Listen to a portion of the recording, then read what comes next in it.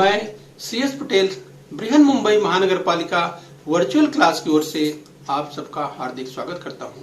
बच्चों, वैश्विक महामारी के चलते इस वर्ष पठन पाठन का कार्यक्रम प्रभावित हो रहा है। ऐसे में हमारी बृहन मुंबई महानगर पालिका ने प्रत्येक विद्यार्थी तक ऑनलाइन शिक्षण पहुंचाने की व्यवस्था की है।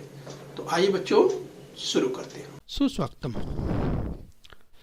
तो बच्चों, स्क्रीन पर आप देख पा रहे हैं कक्षा 5वीं की पाठ्यपुस्तक परिसर अध्ययन भाग 2 हम ऐसे बने। तो बच्चों, आज कक्षा 5वीं में हम पढ़ने वाले हैं परिसर अध्ययन भाग 2 यानी EVS पार्ट 2 में आज हम देखने वाले हैं नवा पाठ। नवा पाठ है बच्चों स्थायी जीवन और नगरीय संस्कृति भाग 1 यानी settled life and urban civilisation part 1 की बात करेंगे। ओके बच्चों, तो मैं CS Patel virtual training centre MCGM Mumbai से। आइए बच्चों आगे बढ़ते हैं। तो बच्चों, आज हम पढ़ने वाले हैं नवा पाठ स्थायी जीवन और नगरीय संस्कृति भाग 1 यानी settled life and urban civilisation part 1 की बात करेंगे। तो बच्चों, इस पाठ में बच्चों हम जो पढ़ेंगे धातु का उपयोग, चाक पर बनाए गए बर्तन, व्यापार और परिवहन की बात करने वाले हैं इस पाठ में। तो बच्चों, इस पाठ का जो उद्देश्य है स्थायी जीवन और नगरीय संस्कृति में आप सीख पाएंगे धातुओं के उपयोग के बारे में, चाक पर बनाए गए बर्तन तथा व्यापार और परिवहन के बारे में 20 भाग 1 में हम लोग सीखने वाले हैं। तो चलिए बच्चों आगे बढ़ेंगे। तो देख पा रहे हैं बच्चों बल्गेरिया की दफन भूमि में पाई गई सोने की प्राचीन वस्तुएं। तो स्क्रीन पर बच्चों ये सब आपको पॉइंटर की मदद से दिखाएं।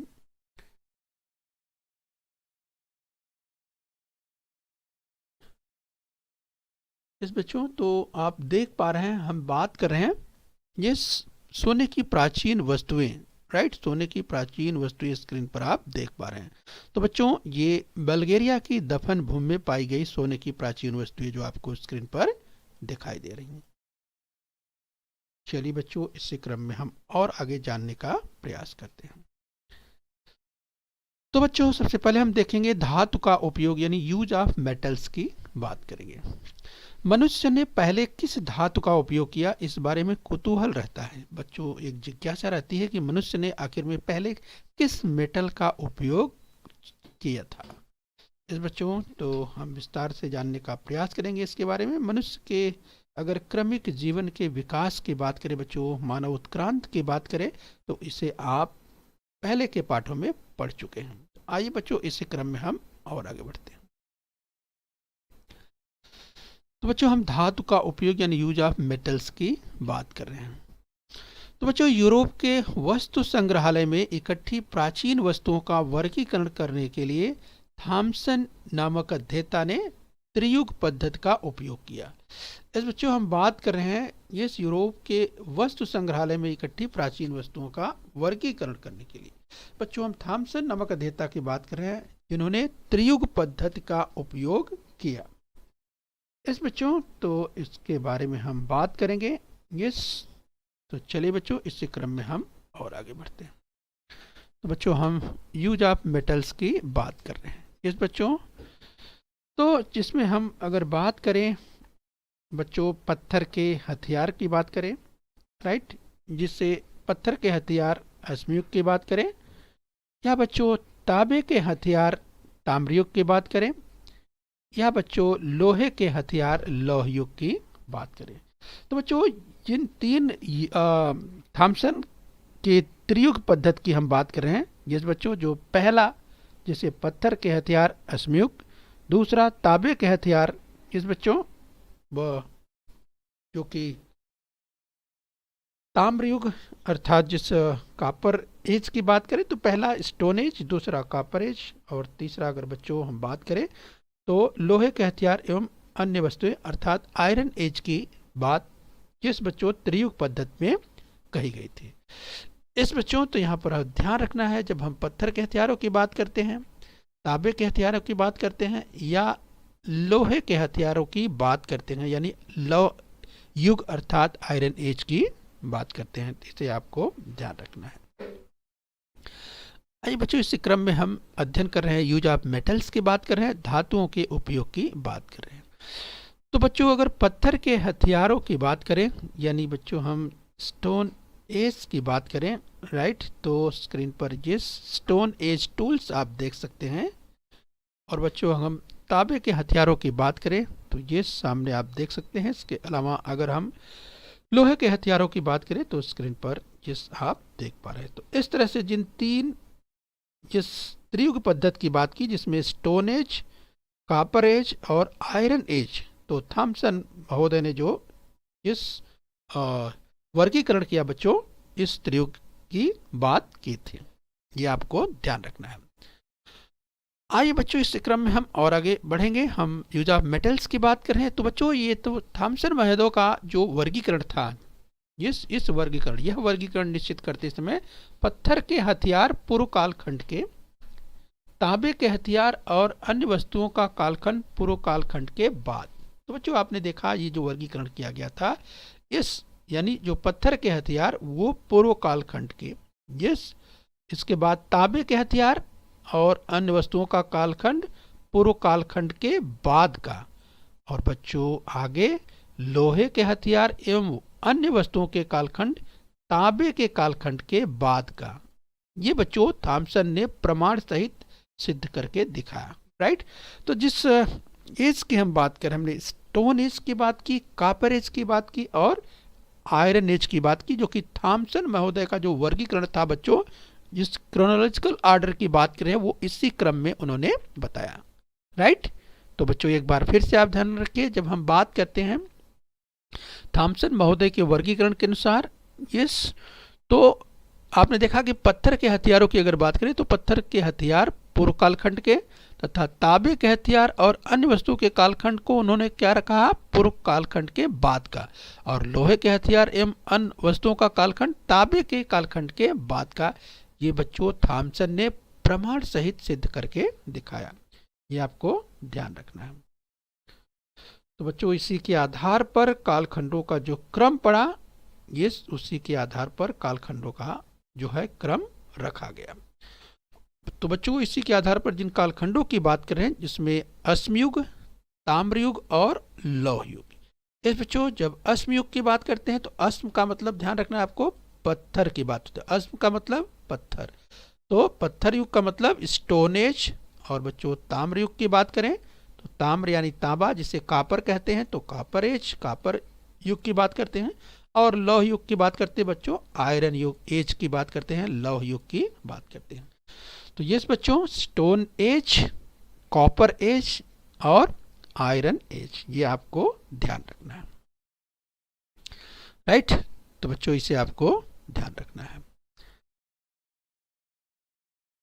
अतः सामान्यतः एक ऐसी मान्यता हो गई कि सबसे पहले जिस बच्चों ऐसा माना गया कि धातुओं की अगर बात करें तो सबसे पहले तांबा धातु का उपयोग किया गया। इस बच्चों जब मेटल्स की बात की तो ये आपको ध्यान रखना, तो एक इस तरह की मान्यता हुई, एक तरह की धारणा ऐसी मानी गई। इस बच्चों हम अध्ययन कर रहे हैं यूज ऑफ मेटल्स, धातुओं के उपयोग की बात कर रहे हैं। तो बच्चों परंतु प्रत्यक्ष में सबसे पहले अगर हम बात करें स्वर्ण धातु उपयोग में लाई गई। इस बच्चों इसे आपको ध्यान रखना है। स्वर्ण धातु, स्वर्ण का मतलब बच्चों सोना। स्वर्ण धातु प्राकृतिक रूप से नरम और लचीली होती है, राइट बच्चों, ध्यान रखिए। स्वर्ण धातु की जब बात करते हैं ये, तो स्वर्ण धातु प्राकृतिक रूप से क्या होती है, नरम और लचीली होती है प्राकृतिक रूप से, ये आपको ध्यान रखना है। इस बच्चों तो इसके कारण जो है उसका उपयोग हथियार एवं और अगर औजार बनाने की बात करें, हथियार बनाने की बात करें तो हथियार एवं औजार बनाने के लिए उसका उपयोग नहीं किया जा सकता था। इस बच्चों तो हथियार और औजार बनाने के लिए इसका उपयोग, यानी स्वर्ण की अगर हम बात करें, क्योंकि ये प्राकृतिक रूप से बहुत नरम और लचीली होती थी, इसीलिए उसका उपयोग हथियार एवं औजार बनाने के लिए नहीं किया जा सकता था। तो जो हम पढ़ रहे हैं धातु के उपयोग की बात कर रहे हैं। स्वर्ण के पश्चात मनुष्य को ऐसी ही एक अन्य धातु की खोज हुई। तो मनुष्य ने स्वर्ण के पश्चात मनुष्य को एक ऐसी ही अन्य धातु की खोज हुई और बच्चों इस धातु से मनुष्य ने हथियार और औजार बनाना शुरू किया, यानी इससे संभव हो पाया। राइट। और बच्चों वह धातु है तांबा। राइट, यानी कॉपर। ये हमें ध्यान रखना है। तो इस तरह से बच्चों ध्यान रखना है। जिस कालखंड की अगर हम बात करें, हम बात कर रहे हैं यहाँ पर तांबे की बात कर रहे हैं बच्चों, कॉपर की बात कर रहे हैं। तो बच्चों अभी आपने सुना कि स्वर्ण धातु प्राकृतिक रूप से बहुत नरम और लचीली होती है और इसी कारण से उसका उपयोग हथियार एवं औजार बनाने के लिए नहीं किया जा सकता था। और इसीलिए यानी स्वर्ण के बाद मनुष्य ने जो है एक और धातु की जो खोज की जिसमें तांबा, और वो तांबे की अगर बात करें तो ये उस तांबे से हथियार और औजार बनाना संभव हुआ। और बच्चों जिस कालखंड में तांबे का प्रारंभ हुआ और बच्चों उस कालखंड को ताम्र युग कहा जाता है। ये आपको ध्यान रखना है। तो जिस कालखंड में तांबे का उपयोग प्रारंभ हुआ उस कालखंड को ताम्र युग कहा जाता है, यानी कॉपर एज जिसे कहा जाता है। राइट, तो ये आपको ध्यान रखना है बच्चों। तांबे के हथियारों और औजारों की हम बात कर रहे हैं। आइए बच्चों इस क्रम में हम और आगे बढ़ेंगे। हम बात करेंगे चाक पर बनाए गए बर्तनों की बात करेंगे, pots made on Potter wheel.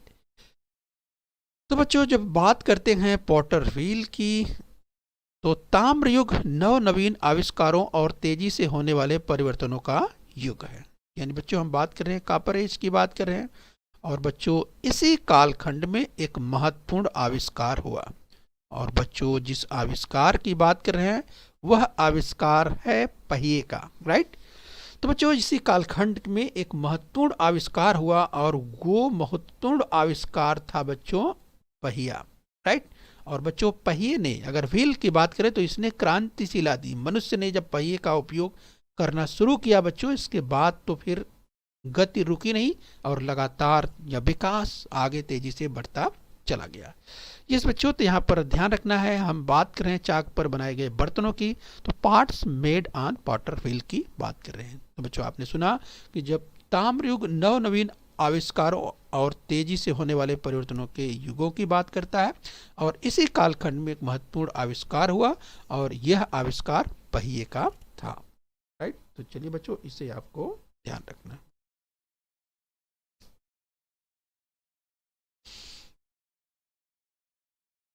तो बच्चों हम बात कर रहे हैं मिट्टी के बर्तन बनाने वाले की बात करें। जिस बच्चों यहाँ पर देख सकते हैं, अगर हम यहाँ पर जो है किस तरीके से मिट्टी के बर्तन बनाने की बात करें तो यहाँ पर आप देख पा रहे हैं कि किस तरह से मिट्टी का बर्तन, जिस बच्चों चाक पर मिट्टी का बर्तन गढ़ा जा रहा है। राइट, इसे आपको ध्यान रखना है। ये किस तरह से चाक को घुमाता है, ये जो बर्तन बनाने वाला है, मिट्टी के बर्तन बनाने वाला है। और बच्चों यहाँ तुलनात्मक रूप पर देखें कि जब ये इंस्ट्रूमेंट की अगर बात करें, जब बच्चों तकनीक की बात करें, मशीनों का जब इस्तेमाल हुआ, राइट, तो जिस चाक को बच्चों यहाँ पर देखिए पहले चित्र में, जो कि प्राचीन काल में यानी पहले बच्चों इसका बड़े पैमाने पर यूँ कहें कि शुरुआत में इस तरह के चाक हुआ करते थे। लेकिन बच्चों बदलते परिवेश या बदलते समय के साथ टेक्नोलॉजी यानी साइंस एंड टेक्नोलॉजी की बात करें बच्चों, राइट, तो उसमें जो वृद्धि या कह सकते हैं बच्चों विज्ञान ने जो तरक्की की है, तो इसके कारण जो है ये यहाँ पर यंत्रों का उपयोग शुरू हुआ, मशीनों का उपयोग शुरू हुआ। और ये देख सकते हैं कि जो परिवर्तन है इस आधुनिक युग की बात कर सकते हैं। तो यहाँ पर बच्चों कंपैरेटिव या तुलनात्मक रूप में आपको बताने का प्रयास किया है। राइट, तो बच्चों यहाँ पर आपको ध्यान रखना है, जिस हम इसकी बात कर रहे हैं मुख्यतः कि किस तरीके से पहिए, ये जो चाक है, चाक का उपयोग किस तरह से मनुष्य ने बर्तन बनाने के लिए किया, वो स्क्रीन पर आप देख पा रहे हैं। चाक पर बनाए गए बर्तनों की बात कर रहे हैं, pots made on the Potter wheel. सामान्यतः यह मान लिया जाता है कि सबसे पहले चाक का उपयोग मिट्टी के बर्तन बनाने वालों ने किया। इस बच्चों कालांतर में पहिए का उपयोग वाहनों के लिए किया जाने लगा होगा। राइट, तो बच्चों हम बात कर रहे हैं कि ऐसा माना जाता है कि पहले चाक का उपयोग मिट्टी के बर्तन बनाने वालों ने यस बच्चों शुरू किया, लेकिन आगे चल करके यह पहिए की अगर बात करें, इस पहिए का उपयोग वाहनों के लिए किया जाने लगा होगा, ऐसी मान्यता है। राइट, लेकिन शुरुआत में आपने देखा कि जो बर्तन बनाने वाला है, इसने जो है ये अपने चाक पर किस तरह से मिट्टी के बर्तन बनाने की शुरुआत की थी। मिट्टी के बर्तन बनाने वाला स्क्रीन पर आप देख पा रहे बच्चों। आइए इसी क्रम में हम और आगे बढ़ें। राइट बच्चों, तो अगर हम बात करें तो तांबे की अगर वस्तुओं की बात कर ले तो सिंधु संस्कृत में यस लोटा की बात करें, आईना की बात करें, थाली की बात करें तो स्क्रीन पर आप देख सकते हैं। राइट, तो ये सिंधु संस्कृत की बात करें जहां पर प्राप्त हुई तांबे की वस्तुएं। आइए बच्चे इस क्रम में हम मिट्टी के बर्तन बनाना एक कला की बात करें। राइट, देखिए बच्चों, मिट्टी के बर्तन जब बनाए जाते हैं, राइट, तो उसके स्किल की बात करें, उसके कौशल की बात करें, उसकी कला की बात करें, राइट, तो मिट्टी के बर्तन बनाना एक कला, एक स्किल। राइट, ये आपको ध्यान रखना है। मिट्टी के बर्तन हेतु चाक का उपयोग, तो बच्चों जिस चाक की हम बात कर रहे हैं ये आप देख सकते हैं, बच्चों आप देख पा रहे हैं मिट्टी के बर्तन बनाने हेतु जो चाक का उपयोग किया जाता है वो स्क्रीन पर आप देख पा रहे हैं। यस, तो एक भारी देख सकते हैं, ये जो चाक आप देख पा रहे हैं बच्चों, ये पत्थर का और बहुत ही मजबूत और भारी आप देख पा रहे हैं। राइट, ये आपको ध्यान रखना है। इसके महत्वपूर्ण बिंदुओं पर बच्चों हम आगे भी प्रकाश डालेंगे। मिट्टी के बर्तनों की बात करें तो यहाँ देखिए मिट्टी का बर्तन, यस, किस तरह से मिट्टी के बर्तन बनाने वाला वो मिट्टी के बर्तन बना रहा है। बच्चों यहाँ महत्वपूर्ण बात है, ये चाक जो है जिस पर घूमता है वो महत्वपूर्ण है बच्चों, जिसे खूंटी का पत्थर। राइट, तो ये जो खूंटी का पत्थर है बच्चों, इसी पर चाक जो है घूमता है, जो कि बहुत मजबूत होता है बच्चों, और ये जो है खूंटी का पत्थर है, इसी पर चाक घूमता है, ये आपको ध्यान रखना। तो बच्चों बर्तन बनाने के लिए तख्ती का उपयोग करने वाला प्राचीन इजिप्ट का मनुष्य, तो चलिए बच्चों यहाँ पर आप देख सकते हैं, अगर प्राचीन इजिप्ट की बात करें तो बर्तन बनाने के लिए तख्ती का उपयोग किस तरह से किया जा रहा है, ये चित्र आप देख सकते हैं। बर्तन बनाने के लिए तख्ती का उपयोग करने वाला प्राचीन इजिप्ट का मनुष्य आपको स्क्रीन पर दिखाई दे रहा है। राइट, आइए बच्चों इस क्रम में हम और आगे बढ़ते हैं। तो बच्चों इस क्रम में आइए व्यापार और यातायात की बात करेंगे, यानी ट्रांसपोर्ट, ट्रेड एंड ट्रांसपोर्ट की बात करते हैं। तो बच्चों चाक पर बर्तन बनाना प्रारंभ होने के बाद उनका उत्पादन बड़ी मात्रा में करना संभव हुआ। इस बच्चों चाक पर मिट्टी के बर्तन बनाने जब लगे तो इसके बाद ही यानी उनका उत्पादन जो है बड़ी मात्रा में करना संभव हो पाया। और बच्चों इसी कालखंड में सुडौल और नक्काशी वाले रंगीन बर्तन बनाए जाने लगे। तो बच्चों समय के साथ अगर हम बात करें रंगीन बर्तनों की, अच्छे नक्काशीदार बर्तन जो है वो बनाए जाने लगे। तो इस कालखंड में सुडौल और नक्काशी वाले रंगीन बर्तन बनाए जाने लगे। चलिए बच्चों इस क्रम में और आगे बढ़ेंगे। इस बच्चों गांव में की अगर बात करें बच्चों, ये जिस बर्तनों की हम बात कर रहे हैं तो ये बर्तन और अन्य विविध वस्तुएं बनाने वाले कुशल श्रमिक कार्य की सुविधा की दृष्टि से गांव में किसी एक स्थान पर वे रहने लगे। और हम ये कह सकते हैं कि गांव में कुशल श्रमिकों की बस्ती और वस्तुओं के उत्पादन केंद्र का एक विशिष्ट क्षेत्र निर्मित हुआ, परंतु यह उन्हीं गांव में हुआ जिन गांव में कच्चा माल सहजता से पाया जाता था और जो गांव व्यापार की दृष्टि से अधिक सुविधाजनक थे।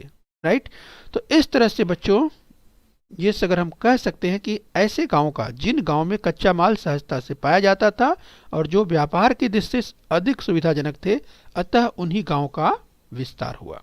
जिस बच्चों हम उन गांव की बात कर रहे हैं। राइट, तो अतः उन गांव का विस्तार हुआ, ये हमें ध्यान रखना है।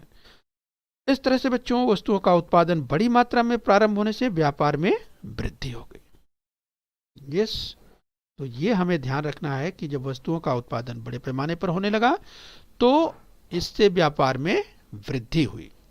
इस बच्चों और इस कारण परिवहन प्रणाली में परिवर्तन होना आवश्यक था। तो इस तरह से बच्चों हमने देखा कि जब हम ट्रेड एंड ट्रांसपोर्ट की बात करते हैं यानी परिवहन प्रणाली में परिवर्तन होना आवश्यक था और इसी कालखंड में पहिए की गाड़ियों का उपयोग प्रारंभ हो गया। इस बच्चों तो देखा हमने कि किस तरीके से पहिए, इस कालखंड में पहिए की गाड़ियों का उपयोग प्रारंभ हो गया और बच्चों इसके बाद विकास की अगर गति की बात करें राइट तो गति तेजी से आगे बढ़ने लगी।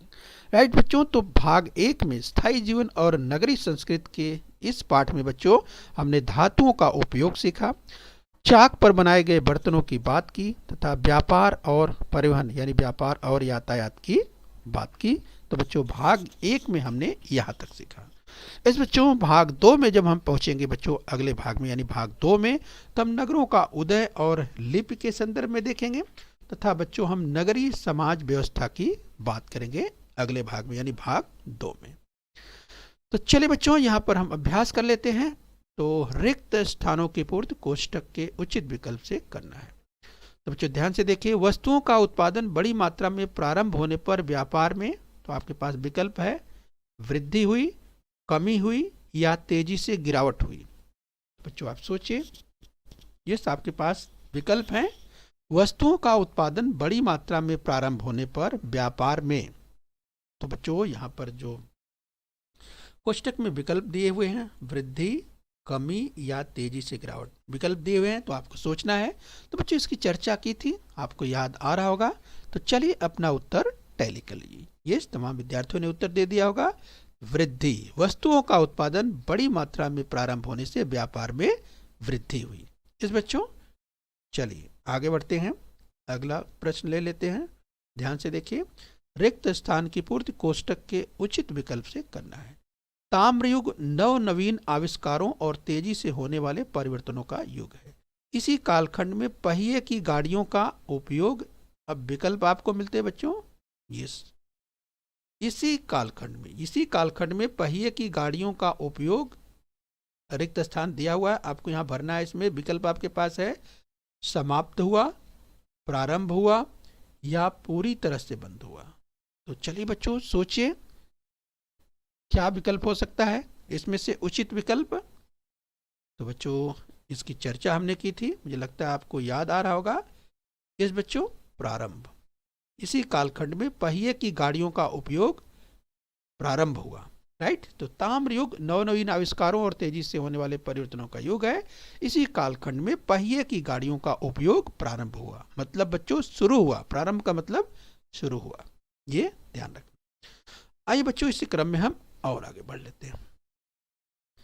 तो बच्चों आपके सामने स्क्रीन पर एक कथन दिया हुआ है, ध्यान से देखिए कि यह कथन सही है या गलत। यदि कथन असत्य हो तो उसे सत्य करके लिखना है।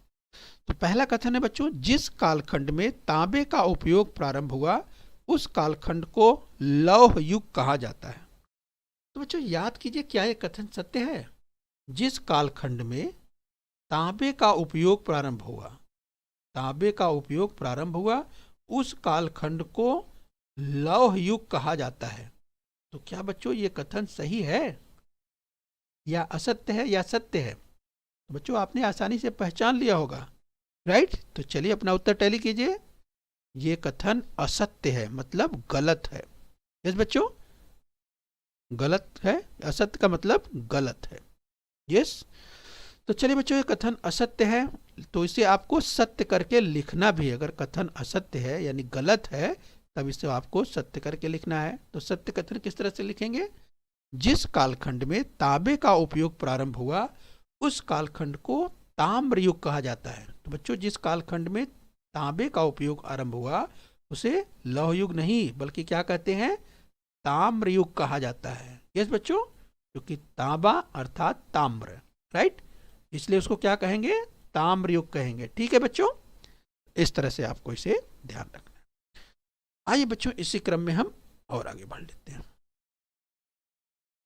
तो चलिए बच्चों अगला कथन है, ध्यान से देखिए कथन सत्य है या असत्य। अगर कथन असत्य है तो इसे सत्य करके लिखना है। चाक पर बर्तन बनाना प्रारंभ होने के बाद उनका उत्पादन बड़ी मात्रा में करना संभव हुआ। तो क्या यह कथन सत्य है?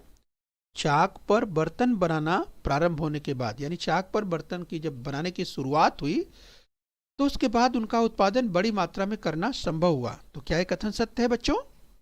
मुझे लगता है कि बहुत आसान है, आपको याद आ गया होगा। यस, तो अपना उत्तर टैली कीजिए। यह कथन बिल्कुल सत्य है। आइए बच्चों इस क्रम में और आगे बढ़ते हैं।